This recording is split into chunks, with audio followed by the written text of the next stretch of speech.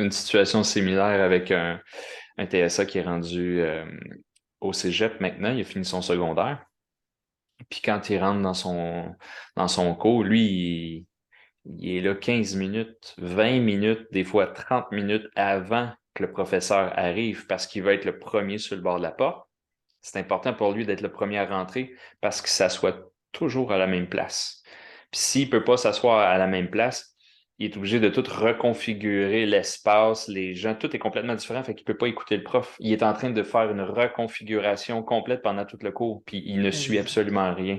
Fait que pour lui, c'est assez laborieux, ça génère de l'anxiété, même des nausées, des vomissements avant ses cours, en fin de parcours quand arrivent les examens, les évaluations, ce genre de choses-là. Non, c'est assez.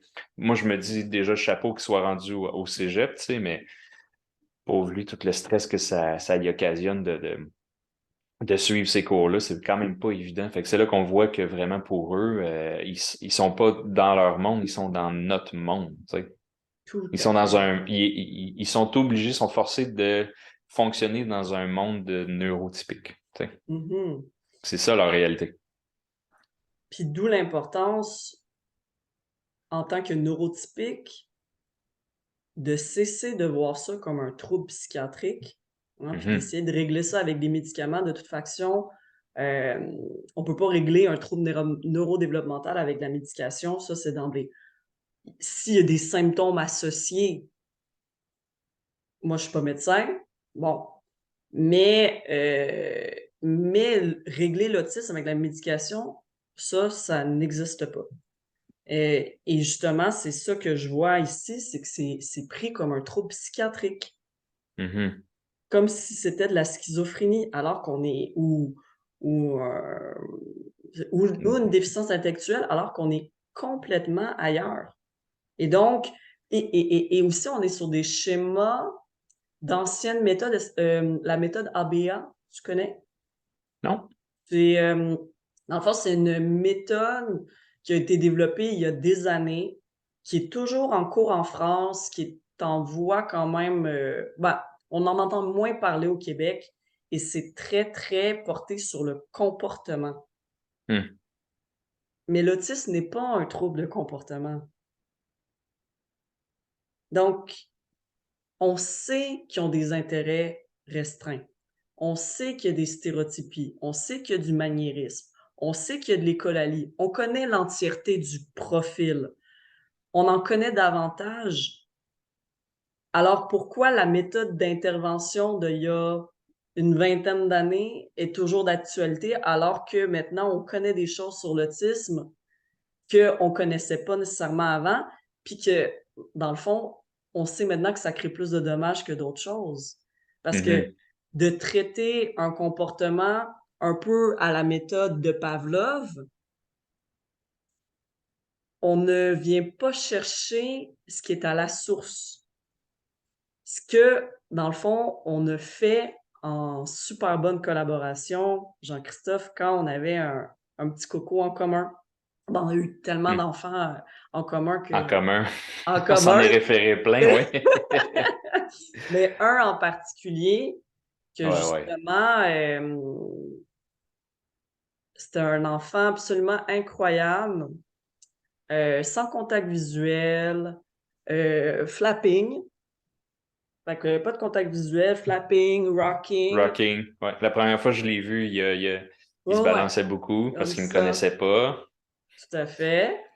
Et on était vraiment dans les intérêts sensoriels pendant mes 3 évaluations. Donc, d'emblée, j'ai fait toute une évaluation de son profil sensoriel, quand même un peu moteur aussi, tout son profil d'autonomie.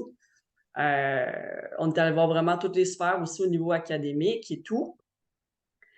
Et on a commencé en thérapie neurodéveloppementale. Donc, la méthode de réorganisation neurofonctionnelle Padovan. Parce qu'en fonction de son profil, je voyais qu'il était beaucoup dans le monde auditif, hein, ce qui est beaucoup le cas chez les enfants autistes. Et donc, Mhm. la méthode Padovan, on y va beaucoup avec des comptines et des chansons à travers, dans le fond, le reset du système nerveux qu'on fait à l'aide d'une thérapie manuelle, mais en chantant en même temps. Et donc, avec cet enfant-là, ça a été absolument, mais incroyable, mais Ouais, ouais. incroyable. Puis je me rappelle plus à quel moment, dans le fond, tu avais intervenu pour aller voir un petit peu plus qu'est-ce qui pouvait agresser son système nerveux, hein? Puis on avait l'intégration des En réflexes fait, aussi qu'on travaillait. oui, en fait, c'est que il m'était arrivé dans mon bureau. Je l'ai vu deux, trois séances. Puis j'avais commencé par ça, l'intégration des réflexes Oui. néonataux retenus, Mmh. qui est quand même qui donne de très bons résultats chez enfants, adultes. En fait, cette formation-là, je l'ai appliquée beaucoup euh, pour l'avoir vécu moi-même et toi aussi l'avoir vécu. Et avoir Ça, été formée moi aussi, puis de le mettre en pratique oui, avec tous mes patients. c'est incroyable, c'est vraiment incroyable, tu sais. C'est Puis à un certain point, c'est sûr que j'ai été évalué au niveau biochimique, voir s'il n'y a pas des mmh choses sur lesquelles il était sensible. Fait qu'on parle au niveau alimentaire, voir est-ce qu'il n'y a pas des aliments qui causeraient des sensibilités alimentaires qui iraient justement agresser son système nerveux, qui causerait un dérèglement qui ferait en sorte que les réflexes qu'on intègre tiennent pas et qui réapparaissent. Et ça a été le cas. Fait qu'avec certaines supplémentations, produits naturels, on était capable d'ajuster tout ça.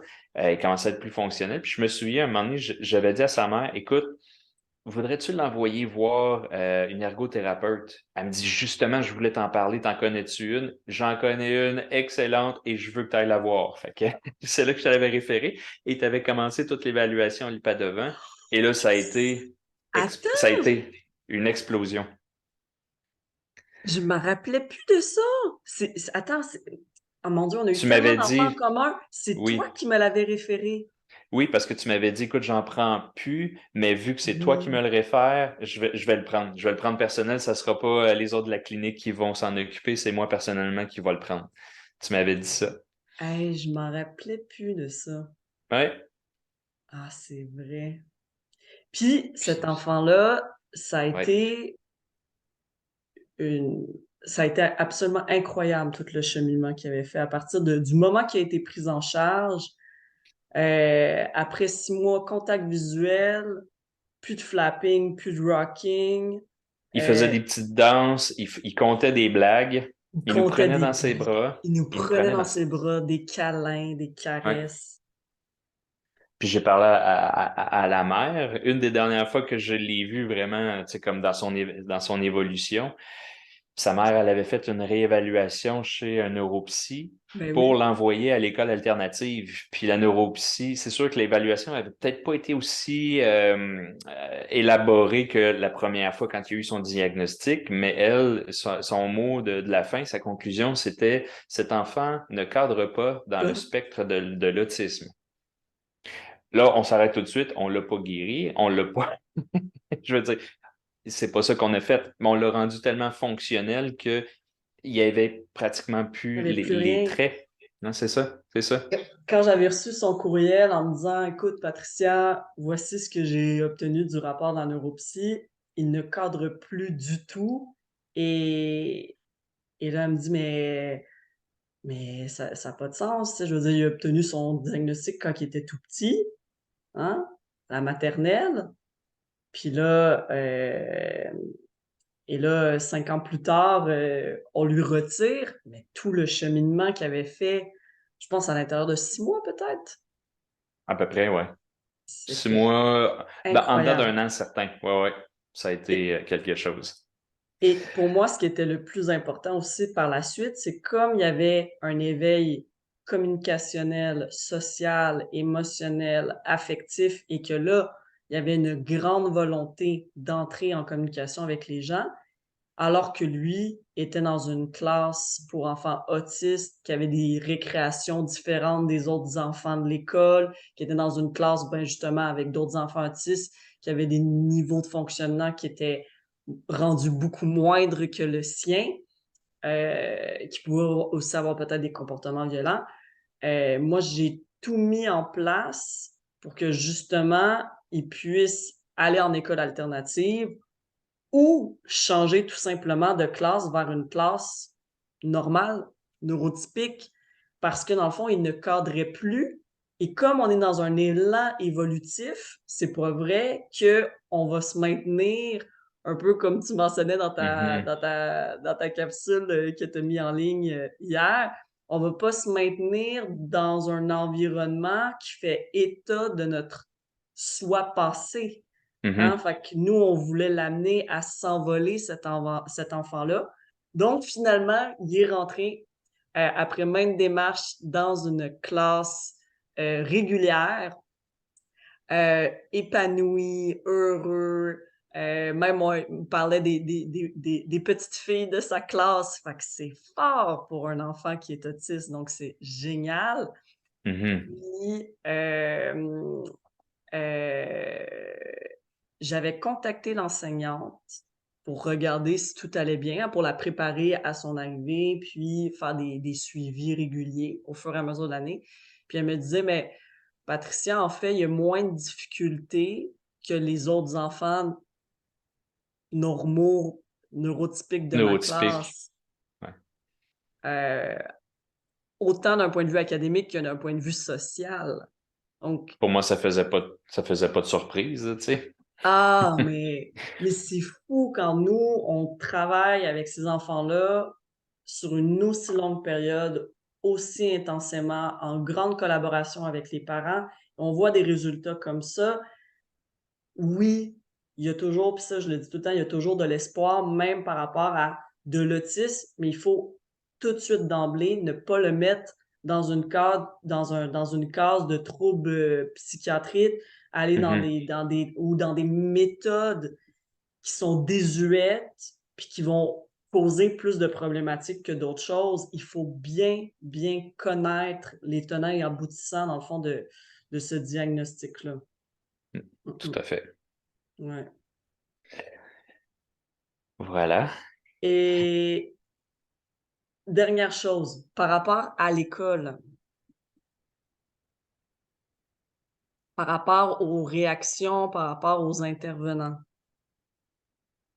en classe, hem, il faut très, très bien comprendre la problématique. Heu, Comme tu mentionnais, Jean-Christophe, parce qu'on s'en est parlé un peu avant la vidéo, hem, oui, un enfant qui entend, à l'extérieur, certaines paroles, méchantes, d'un point de vue, oui, imitation, écolalie, va peut-être répéter ce genre de phrases-là qui peuvent être négatives envers l'enseignant ou l'éducateur. Mais en tous les cas, hem, l'intention n'est jamais de la méchanceté. Mhm. Il faut faire vraiment une distinction, par rapport à l'autisme. Et si finalement on est vraiment dans la méchanceté, il faut revoir beaucoup tout ce qui est en lien avec, la dynamique du groupe, la dynamique de l'enfant avec l'enseignant ou l'éducateur. Il faut revoir tout l'environnement sensoriel parce que évidemment, si l'enfant se sent inconfortable, stressé, paniqué, il va pas avoir des réactions émotionnelles et comportementales qui vont faire état de bien-être. Donc il va peut-être être plus, oui, en mode combat ou en mode, Heu, je Survivre. oui, c'est ça, puis je parle mal à mon enseignant ou je m'oppose. Mhm. Mais en tous les cas, il faut revenir toujours à la base de ce qu'est l'autisme pour s'assurer justement qu'il soit pleinement, hors contexte de stress. Et là, habituellement, ben, on vient éliminer beaucoup tout ce qui est comportement un petit peu plus agressif, que ce soit crier, taper, graffiner ou, dire des mauvais mots là, dans le fond, à l'éducateur qui est en face de lui. Mhm. Mmh. Et souvent, c'est des paroles qui ont été entendues, puis eux, ils vont juste les lancer comme ça, sans comprendre le contexte, évidemment. Fait que souvent, c'est hors contexte. Ou même si c'est dans le contexte, ben, eux autres, ils se disent, ah, mais j'ai entendu ça. Fait que peut-être que c'est utile de dire ça, on va voir. Ouais, c'est ça. Des fois, Pas ça plus peut être tout compliqué que ça, simplement là. des tests. Mhm. Mmh mh. Des fois, c'est des mots, des phrases par rapport, tu sais, puis je veux pas nécessairement le comparer à un perroquet, mais un perroquet, ce qu'il fait, c'est de l'écholalie. Il va répéter des choses qu'ils ont entendues, ils ont mémorisé, ils partent la cassette, ils disent, mais ils comprennent pas vraiment ce qu'ils disent. En fait, c'est un peu ça que, ça, quand il va faire de l'écholalie, il va défiler une bande sonore qui entendue, enregistrée, puis il se dit, ah, c'est peut-être utile que je le dise parce que les gens autour de moi le disent. Fait que je peux le dire moi Oui. aussi, tu sais.